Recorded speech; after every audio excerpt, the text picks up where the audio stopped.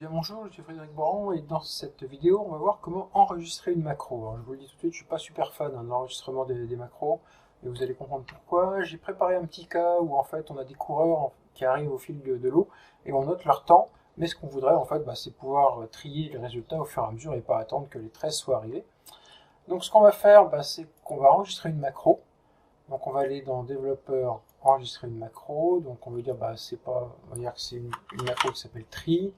Et ce qui est intéressant, c'est la touche de raccourci.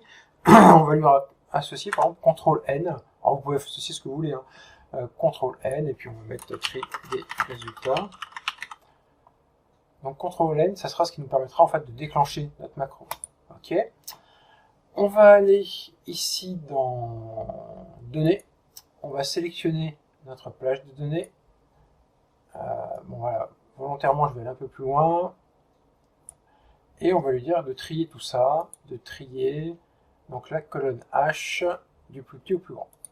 Donc voilà, il m'a fait mon tri. Je vais retourner dans le développeur pour arrêter l'enregistrement. Donc maintenant, j'ai une macro. Si je regarde, j'ai une macro qui s'appelle tri.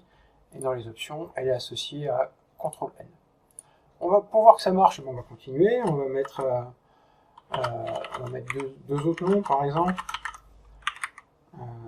Pierre qui aura fait un temps à 9 et puis Valentin un temps à 21. Je vais appuyer sur CTRL-N et là, le tri s'est fait automatiquement. Donc ça c'est intéressant, mais oui que la macro est pas terrible puisque ici je vais jusque là, vous voyez il me laisse ça sur les etc. Donc c'est pas extraordinaire. Donc ce que je vais faire, c'est que je vais aller voir ma macro, comment elle est faite, et je vais la modifier. Donc vous voyez que le code il est assez lourd, il n'est pas super pratique.